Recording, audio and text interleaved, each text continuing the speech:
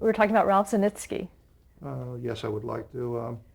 We had 4 or 5 directors that alternated.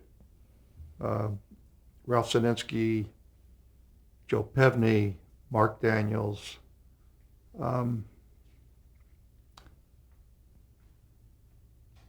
the others will come to my mind, but I always found Ralph to be the most sensitive. He did 2 or 3 shows that I just thought the directing was really wonderful. Like reminded me of the old days in the features.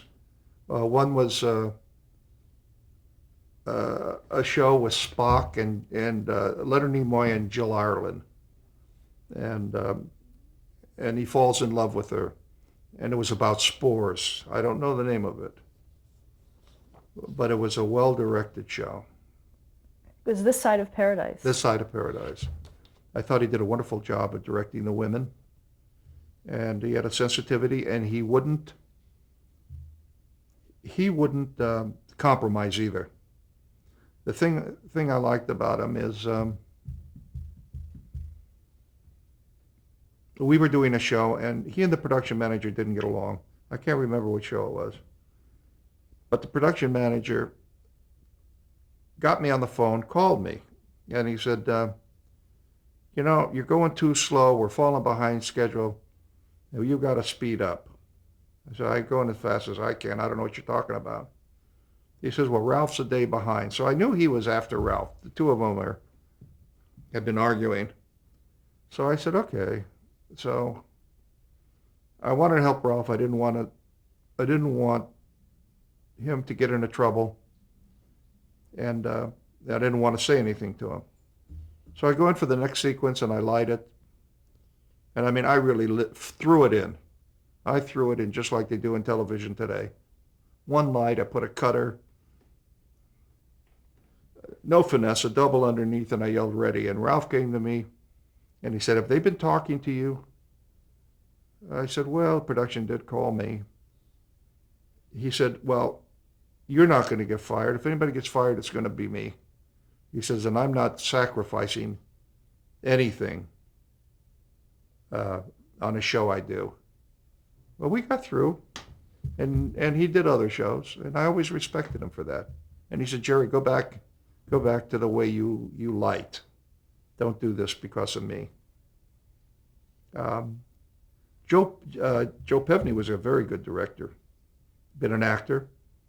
He did a lot of the shows. I'm not so sure he didn't do trebles. The Trouble with Trebles. Do you know who directed that? May have been Joe. We had Bob Spar, who was a dear friend of mine and was killed in an airplane crash that I was in. I was a sole survivor in an airplane crash in 1969, and Bob was a director on a picture for United Artists. He was a good director. Wonderful man. And we had a director, Mark Daniels. He was a good director. I remember one time we got really humping, and Mark said, we have to do this show. We have to do the show. I promised him in 5 days. So we did the show in 5 days, and they gave him a $500 bonus. Nobody thanked me. I never saw any of that money. He was a little grumpy, and he pushed me a lot. He pushed me more than any other director that I've worked with, and we clashed. We clashed. I think it's the director of photography should take just as long to light a scene as a director does to rehearse it. And that's what I used to tell him. And also I had a contract, not much they're going to do to me, and the shows were coming in on schedule. But it made it unpleasant. Did you have to worry about budgets? You bet. I mean, that show was done on a shoestring, 5.5 days. The other shows were going, we should have had 6 days. And sometimes we went 6 days. But compare it to Mission Impossible. I mean, 9, 10 days on a show. But we were always humping. See, we barely made the schedule every year. We didn't have good numbers. And they didn't want to put a lot of money into it. I mean, they just didn't. So, we felt like we were doing a big picture at an independent studio for no money. And that's the way we worked.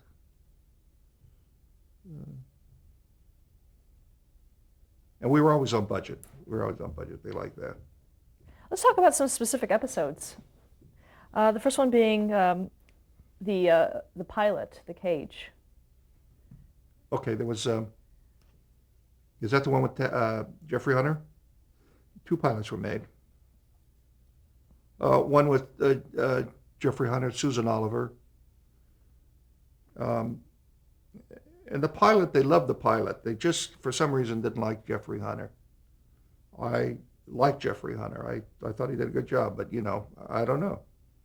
So they did a second pilot, and they used Bill Shatner, and that sold. So they took the 2 shows, and they put them together for a 2-hour special. And there was a lot of cutting back to the first show, and that brings me back to when I told you about the process, when everything went blue. But I don't think it was significant other than the fact that they had a pilot. They had spent money on it. They wanted to use it, so they made it into a 2-hour show.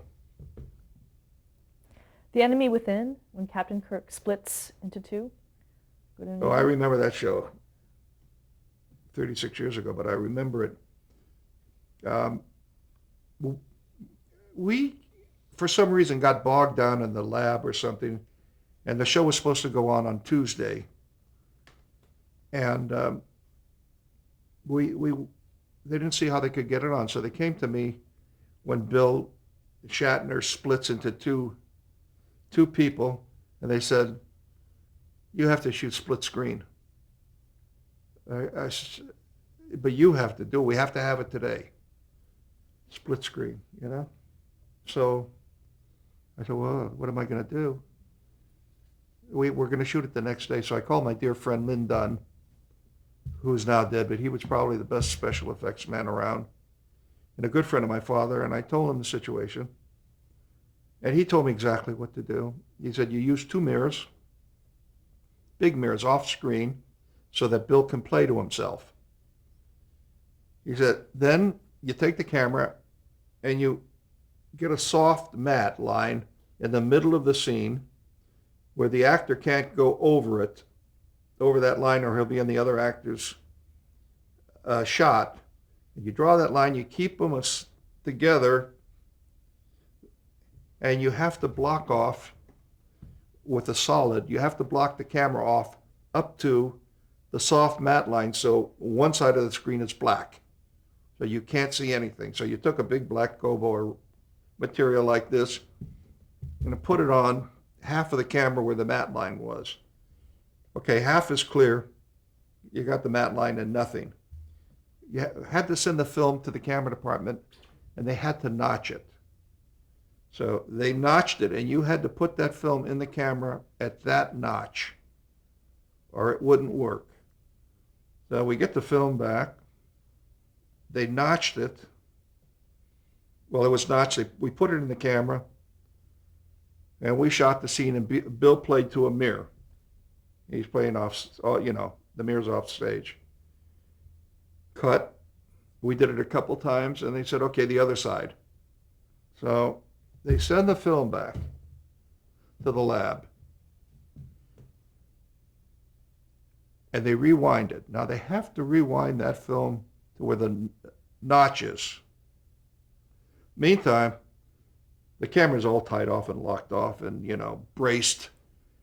Have to take the black gobo, bring it over on the other side of the lens so that the other side is clear, and one side is clear, and the other side that was black is now clear, and the side that was clear is now black. You understand what I'm saying? So, I mean, I was beside myself because I didn't figure it would work, really. I thought they should have had an effects man there. Anyhow, we shoot it, and I go home and I thought about it all night. I really did. And Bill played to the mirror, off screen. He was very good. And we ran it the next day. Oh, I was so proud. I mean, I was really proud. That stuff just came out perfect, you know. But I have to thank Lynn Dunn for that, for telling me what to do, or I would have been in a bad shape. And that's how we shot that show. Now, if you want to go into details on that show, the only thing I can remember is that I used a lot of blue light when Bill was a villain. And I think he grabbed a girl and tried to grope her in it. Am I right? Yeah. And I remember the good Bill, I would use warm lights, you know, like rust and golden glows and reds. So that enhanced the effect of the good against evil. And I must say, I have talked to doctors over a period of years that have been Star Trek followers. And they'll go into deep discussion with me on how I was playing with the emotions of the men and the women with my color.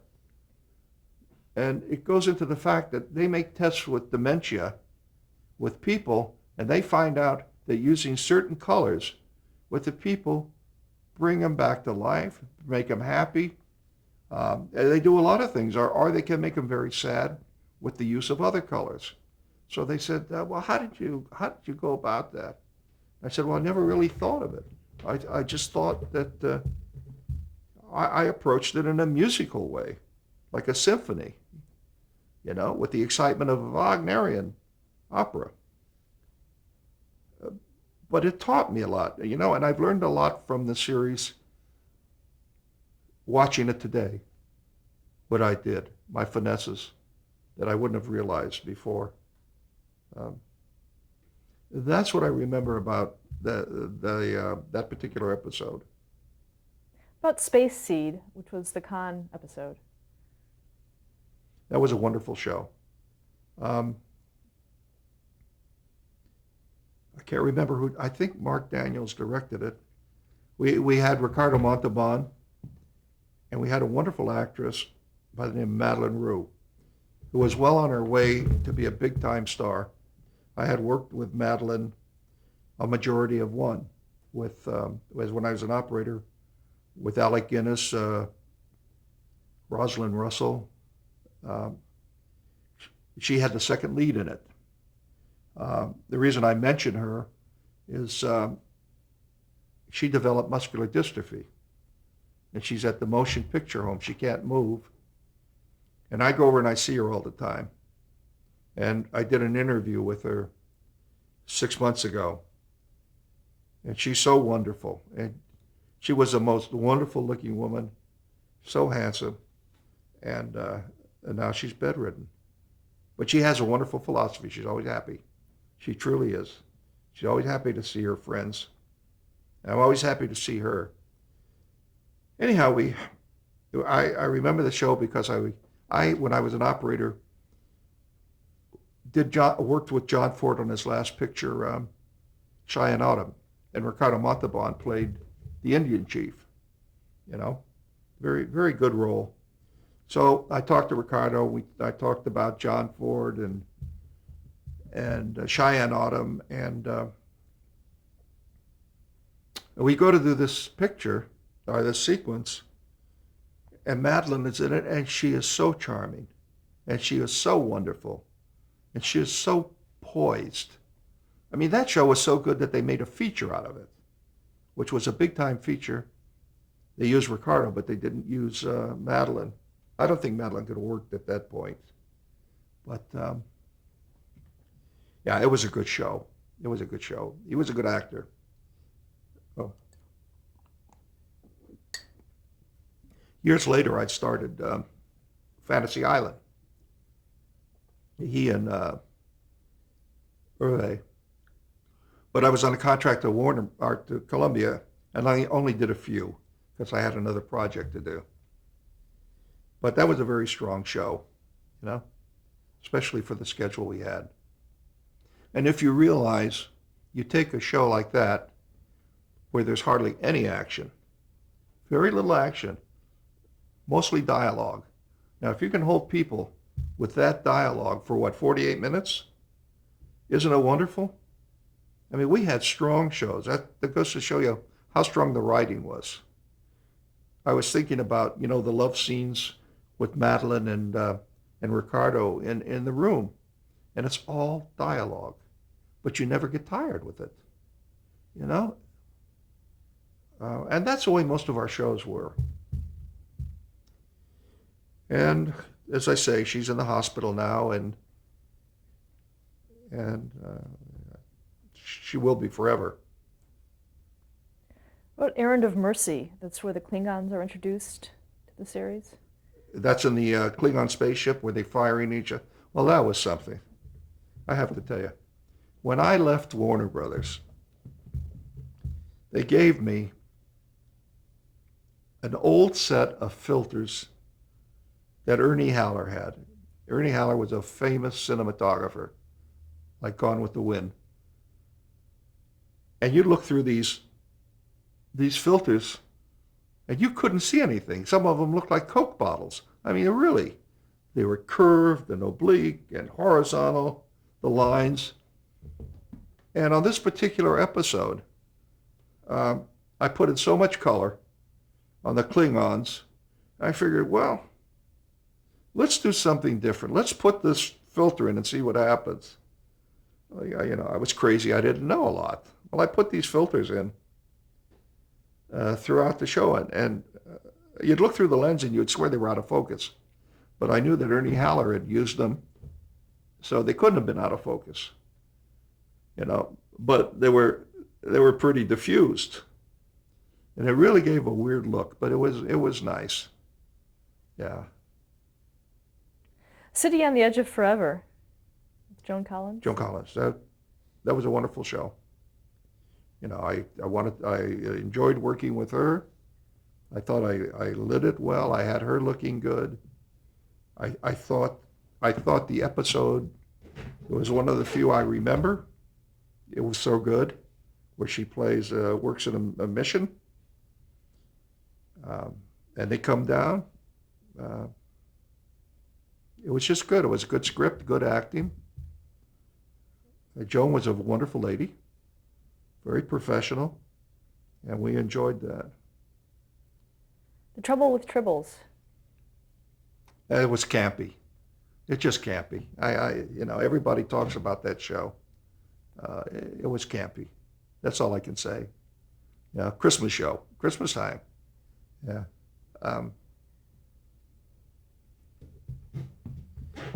That's it. Spock's Brain. Don't remember. I'm sorry. Do you have a favorite episode of Star Trek? Yeah, my favorite episode, there's two.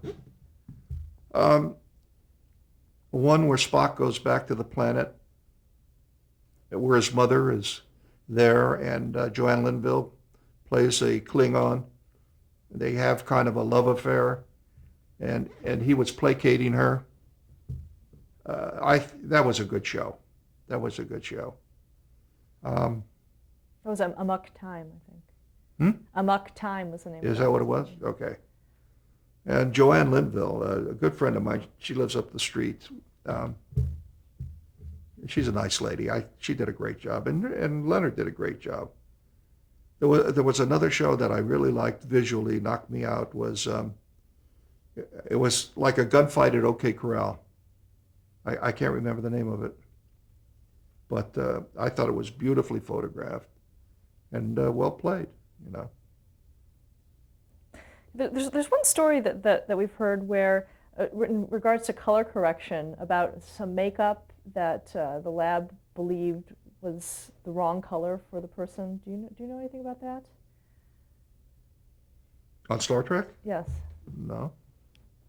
Did I talk about it to you? There's a story that it was Mr. Spock was yellow and the lab tried to correct it. Does that? Oh, yeah, yeah, that happened. Well, they didn't know. They see a guy with a yellow face and they're going to pull the yellow out. Did that happen a lot on the series? No, first week or two. Then you get a timer who sticks with you on the show, and you've set up your lights already, the printing lights and the schematics for colors, and then it's all right. In 1968, around that time, you left the show. Yes, there was 8 shows to do, and I got a call from my agent that he wanted to set up a meeting with myself and a man by the name of Robert Allen Arthur, who was going to direct the show. He'd never directed before. He was going to direct a picture with Sidney Poitier. And I knew that they had been interviewing different cameramen for that picture. And I said, well, okay, I'll go over. So I went over and I met Bob, very short, stocky man, and he said, I've never done a picture before. I've written all of Sidney's pictures, but I'm going to direct this picture. I said, that's wonderful. He said, and I got to tell you, I stay home every night of the week or Saturday night or whatever it was and watch Star Trek. Oh, really? Oh, yeah. I love that show so much. It's my favorite show. How do you do it? I said, well, we talked about it for a bit. And then he talked about his script. And he said to me, maybe we could do this together. I said, oh, I'd love to. So I go back to work and I figure, well, an interview is an interview. It was nice. And my agent calls me and he says, you got the picture. About 3 days later, I go, wow, I have a picture with Sidney Poitier.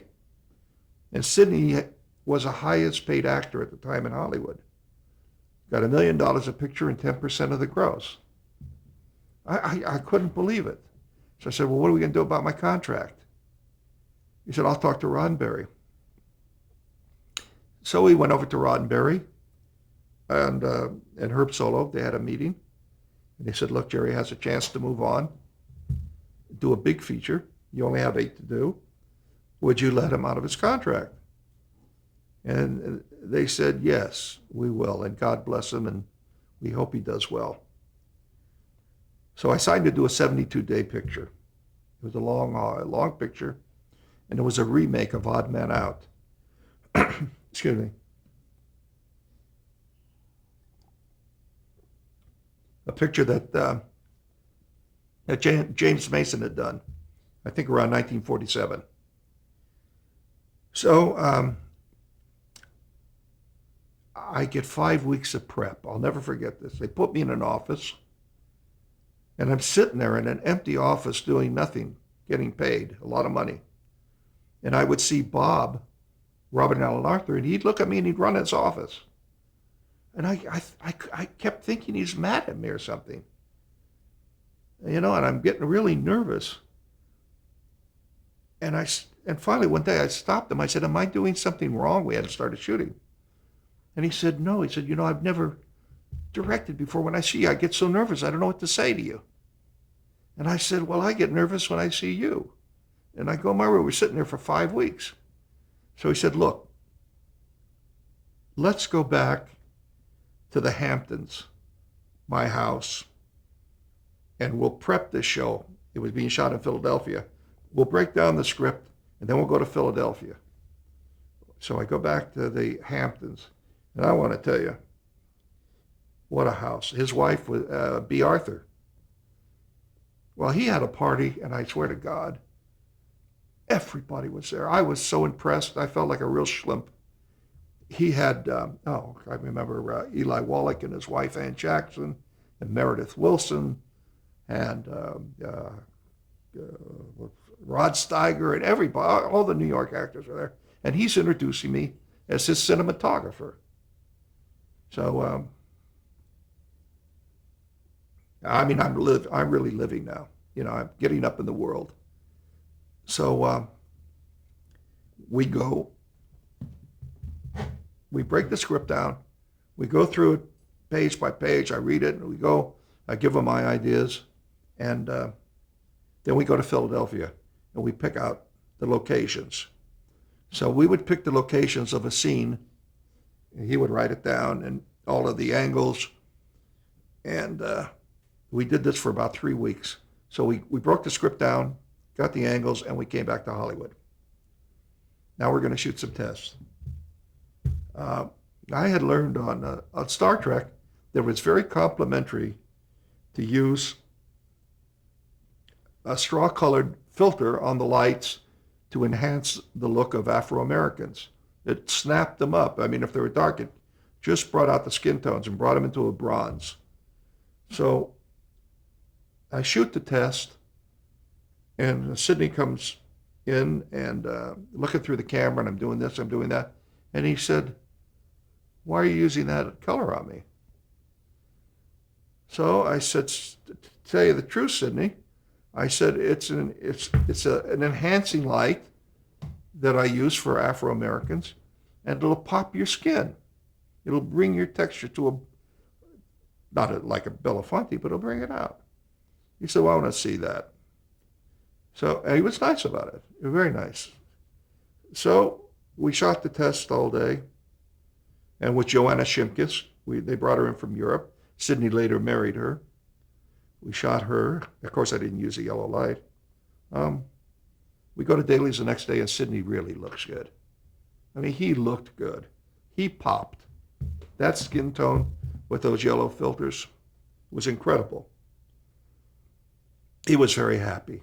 And he said, "If you see anything, you tell me." So I said, "I would like to tell you one thing." I said, "I'd like to tell you two things, but if you don't get mad at me." He said, "Go ahead." I said, Your eyes are always red, Sidney."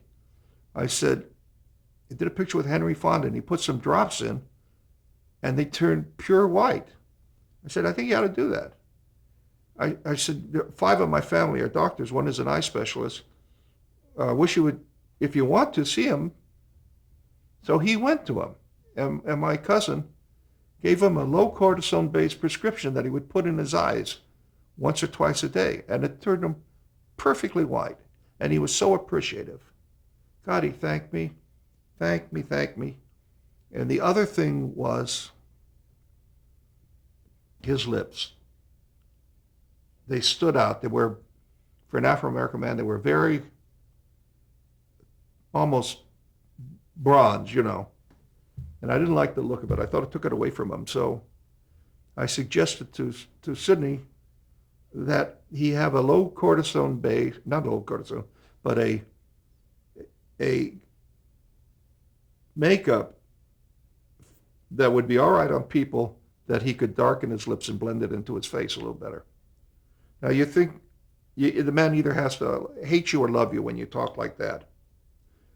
So he went to a dermatologist, and he did. And everything I said, he did. And it got to the point where he and I were playing golf together. And I was at his house. And we were real friends because he believed in me and I was a buddy. And I go back to tell you that women do not make the cameraman only. Men do. If you get onto a star, a superstar, do the best you can, and they will love you. Stop there, change the tape.